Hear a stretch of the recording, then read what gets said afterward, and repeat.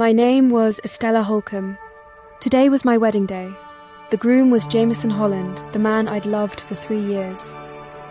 But he wasn't here. My father was very anxious. Where the hell is Jameson? The ceremony is in 20 minutes. He's just nervous. Men are afraid of commitment, aren't they? My assistant Nina stood at the door. Miss Holker. She was holding her iPad, like it was a bomb about to go. Show me. It was him on the screen, tagged at Charles de Gaulle Airport in Paris. The caption was short. If this wedding doesn't happen by noon, the Holland Group triggers the default clause. They'll strip us for parts. We'll be the laughingstock of the whole Upper East Side. I'm ready to step in, cuz. Pierce was Jameson's cousin. He looked at me like I was a trust fund attached to a warm body. I've always liked your assets. Don't touch me. You have to go to Paris. Find him. My father's fingers dug into my wrist. Beg him if you have to. I yanked my arm back and gathered my wedding dress. Take me to Fletcher Holland. The boy had run, but the man who signed the checks was still here. If I had to sell myself, I'd sell to the one who wrote the checks.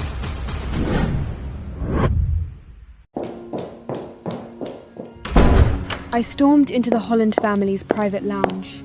Fletcher sat there like a king in exile. Jameson isn't here. I know. He's in Paris.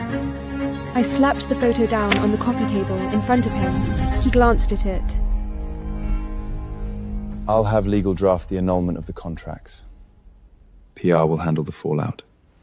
I reached out and covered his hand with mine. Marry me. You're a damaged asset with no leverage. If you cancel, the Kensington merger collapses.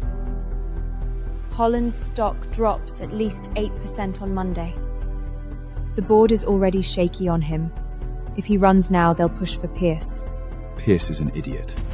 Do you want that idiot sitting on your board with a direct line to the family trust? What do you want, Estella? Really? Dignity. And the power to make Jameson regret. Fletcher, open this door immediately! The Grand Dame entered, leaning on her ebony cane. She was the true power of the family. Why is the bride in here and the groom in France? He's chosen Paris over his responsibilities. That spineless boy!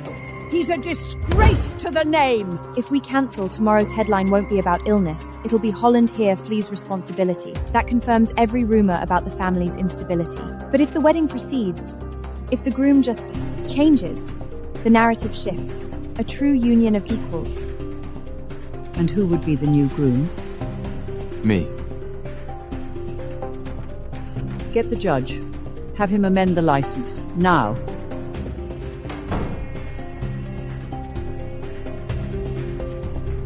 You chose this path. Walk it.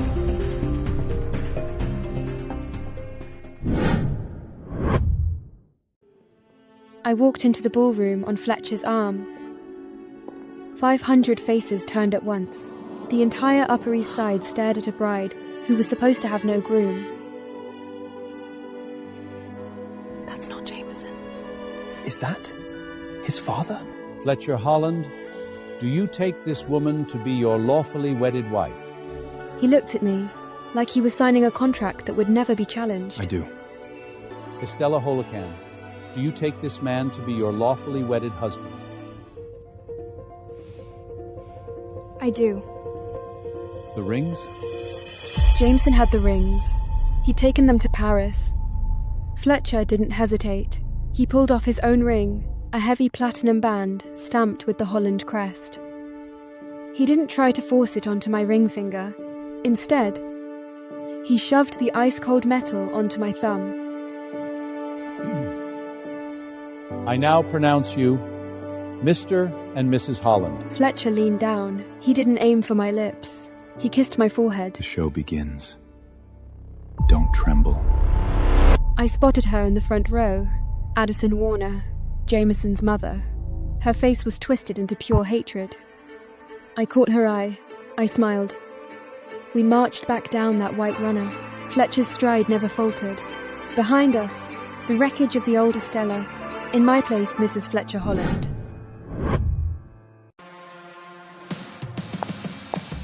The day after my wedding, I walked into Holland Group headquarters.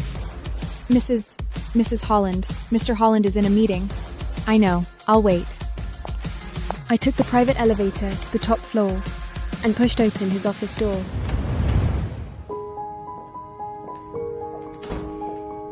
I thought you'd be shopping today.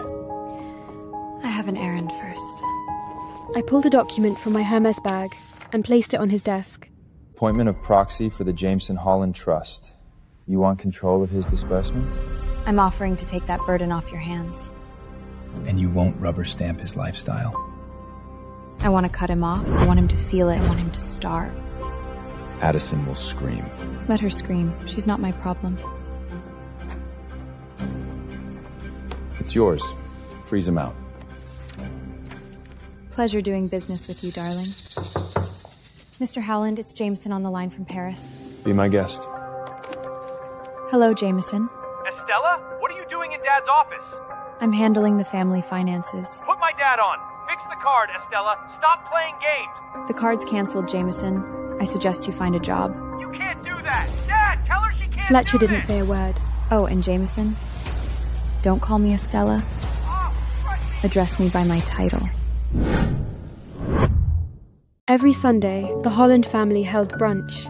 Addison, Jameson's biological mother, widow of the eldest Holland son. She had voting shares and a permanent seat at this table. You're late. Good morning, Addison. Or do you prefer Auntie? Addison choked on her drink. Darcy, the other sister-in-law, hid a laugh behind her napkin. Since there has been a change in management, it is time to transfer the family heirlooms. The butler brought forward a velvet box. The Grand Dame opened it. Inside lay the Holland emeralds. Those were meant for Jameson's wife! Estella is Fletcher's wife. She is the lady of the house. She's a gold digger. Can't you see that? Addison. Addison shrank back into her chair. Thank you for your trust. I'll keep them safe. Speaking of Jameson, I hear he's having a terrible time in Paris. Someone cut off his funds. It's cruel, Fletcher. He's just a boy. He's 24. I wasn't talking to you! But you are talking about my money. It's my son's money! It's the trust's money. If you want to fund his vacation, Addison, use your dividends. The table went dead silent. Even Addison fell silent. Is there anyone else who has opinions on how my wife manages our family? No one uttered a word. After the brunch, I walked out of the garden. Addison waited for me outside, standing by the fountain with a glass of red wine. As she passed me, she stumbled. The burgundy splashed across my cream dress. So clumsy of me. But it's last season's Prada, isn't it? No great loss. I wanted to slap that smug smile off her face, but I didn't. It's fine. Then Fletcher walked out. He saw the stain first, then Addison's smirk. He took off his suit jacket, dark wool, heavy, and draped it over my shoulders. Addison, if you can't hold a glass, maybe you should be checked for Parkinson's. It was an accident. He put his arm around me and walked me toward the garage. I could have handled it myself. I know. But I don't pay you to fight with idiots. I pay you to win wars. Why did you do that? The jacket. You're wearing my name. The car pulled through the estate gates. I leaned back in my seat and pulled out my phone. I sent a message to my assistant, asking her to find out which charity Addison was chairing this year. She humiliated me on my battlefield. I'd destroy her on hers. I summoned the entire household staff, 20 people lined up in the drawing room, all looking like lambs awaiting slaughter. Only Sterling was different. He's Fletcher's personal valet, spine straight, no fear in his eyes. Some of you seem confused about who signs your checks. I tossed photos and bank records onto the table. Mrs. Higgins met Addison at a coffee shop. You're fired. Mr. Holland! Holland! He's busy making money. I run this house. Security, escort her out. The remaining staff barely dared to breathe. Only Sterling stood there, a tiny, unreadable smile on his lips. For those who stay loyal, a 20% raise starting next month. The tension dissolved instantly. That evening, when Fletcher returned, the house felt different. Where's Mrs. Higgins? Gone. She was a leak. I plugged it. At dinner, Sterling approached me with a decanter.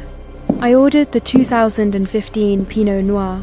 He poured me a glass of orange sludge instead, turmeric and ginger juice. For your health, madam. The entire dining room went dead silent. He was doing it on purpose. Fletcher was watching me, wondering whether I'd dare to push back.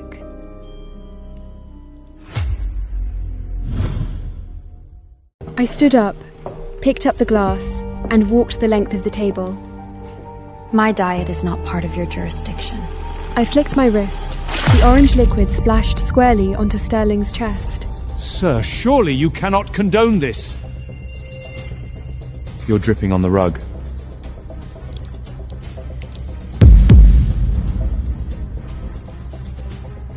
Sir? Estella asked for wine. You gave her juice. But sir, the protocol... In this house, her word is law. Yes, sir. I'll go change. No. You'll go pack. You're fired. Sir? You embarrassed my wife. And by extension, you embarrassed me. Fletcher picked up the bottle of 2015 Pinot Noir, uncorked it, and poured a glass himself. He forgot his place. And he offended you. We clinked glasses. That clear ringing echoed in the silence. That night, lying in bed, I couldn't stop thinking. Fletcher's calendar held a recurring entry. Every Wednesday, 7 to 10 p.m. Just one word. Private. Wednesday night, 10 p.m. Fletcher walked in, shoulders slumped, hair damp at the temples. As he passed me, a scent hit me. You're late. Chlorine and antiseptic. You smell like a hospital. I went to the gym, then the pool. At 10 at night? Is this an interrogation? If you have a lover, a child, I need to know, so I can spin it when the press finds out. Fine. Unbutton it. What? The shirt. Unbutton it. I stepped closer. My trembling fingers undid the first button, then the second. His back was a map of violence, a jagged scar from his right shoulder blade down to his spine. The permanent injuries from the plane crash. Every Wednesday, I see a specialist in the city. Does it hurt? Always. You'll get used to it. I reached out. My fingertips traced the line of that old wound. I'm sorry. I didn't know. You weren't supposed to. It's not pity. It's context. Speaking of context, your trip to the Holcomb apartment tomorrow? Your stepmother sent the staff away. They're planning a lockout. They want me standing in the lobby, begging. I'm coming with you. You? But you're back. I'm fine. And I'm not going to meet the parents of my bride. I'm going to meet the people who think they can abuse my wife. Susan's lockout plan had disintegrated. Fletcher Holland was coming personally, with a security detail. Fletcher! Estella! Welcome. Welcome. Interesting way to greet your daughter. Let's talk about my trust fund. Estella, there's no need to be so transactional. We're family. We are a failed business merger. Open the safe.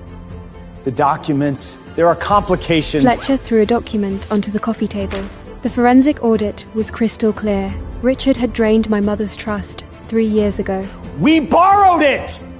Embezzlement is a felony, Richard. Richard had no choice but to open the safe and take out the contents inside. I checked the contents. Then I handed the deed to Fletcher.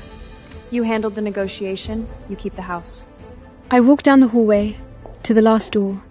My grandmother sat in her wheelchair by the window. We got the house, Grandma. Good. He would have gambled it away anyway. And that man with you, is that Fletcher Holland? Yes, ma'am. You're dangerous. She needs someone like you. Grandma took out a brass key from her pocket. Take this. Safe deposit box 404 at Chase. It's not millions, but it's yours. We left the apartment and drove back to the estate. As the car turned the corner, I saw a group of security guards surrounding the gate.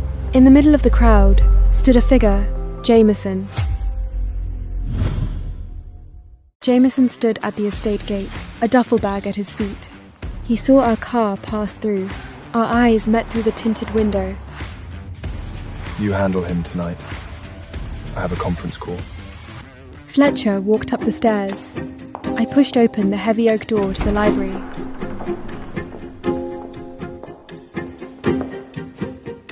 I need to talk to my dad.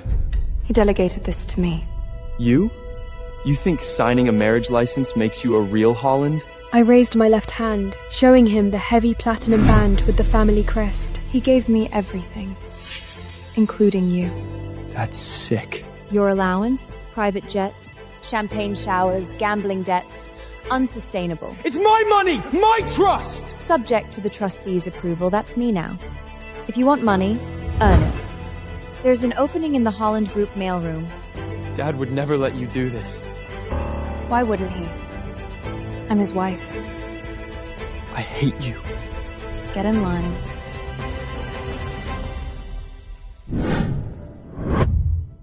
Fletcher's study. He sat in the leather wingback. How did he take it? Like a fish gasping for air. My phone buzzed in my pocket. I opened it. Social media had erupted. Susan posted, saying she had been kicked out of her home by her stepdaughter. The following comments were very offensive. They're writing my obituary. Poor girl. Married an invalid. An invalid? My resting heart rate is 42. That's efficient. Let them talk. Narratives are for people who can't control reality. Well said. Now, time to deal with that woman attached to Jameson. Clevie Simpson, aspiring influencer. The real reason Jameson flew to Paris instead of walking down the aisle. They are already in the holding room. How do you want to play this? Let him sit in the dark a while longer. Let him wonder. Fear is an excellent appetizer. Fletcher waited in the hallway. His gaze traveled from my hemline up to my eyes. I want to break the entitlement bone in his body. If he insults you, I'll handle it. I don't need you to fight my battles, Fletcher. I just need you to hold the door. He stepped back. Respect flickered in his eyes.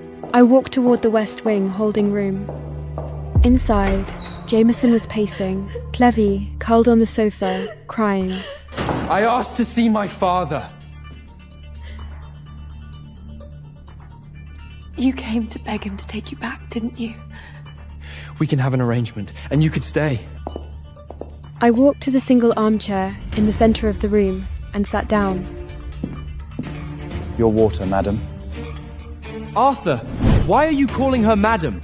I address her as madam because she is Mrs. Holland. Mrs. Holland? Stop playing games. He probably signed it without reading it. You wanted to get control of my trust fund. He read every word and even wrote a few of them himself. You did this to get back at me? You slept with my father to spite me? He is a very capable man. And he is, very much, my husband. Wait.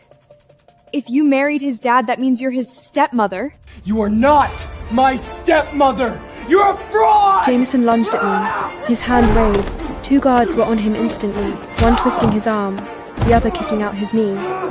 Get off me! I'm Jameson Holland! I returned to my armchair and pulled a crisp $100 bill from my purse. Since you clearly can't handle millions, let's start smaller.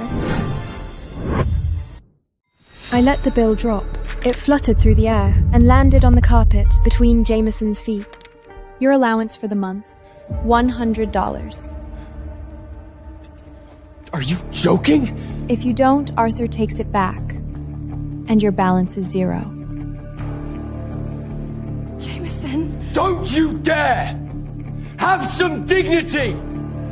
The door opened. Fletcher stood in the doorway, flanked by 2 men in grey suits, family lawyers. Dad, thank God! You have to stop her! She acts like she owned everything! Because she does. But given your behavior tonight, working in the mailroom won't be enough. What do you mean? You're violent, entitled, and liability. So we're initiating the Holland Protocol.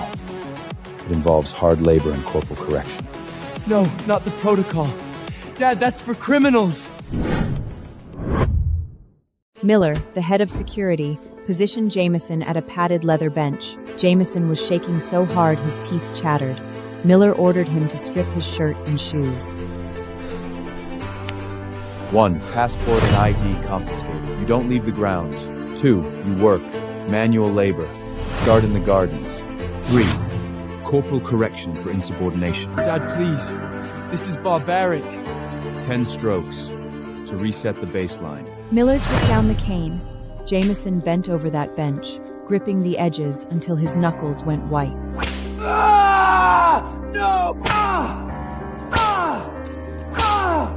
A sound split against the brick walls. By the 10th stroke, he'd collapsed off the bench, curled on the mat. Try to run or disrespect Estella, and the count doubles.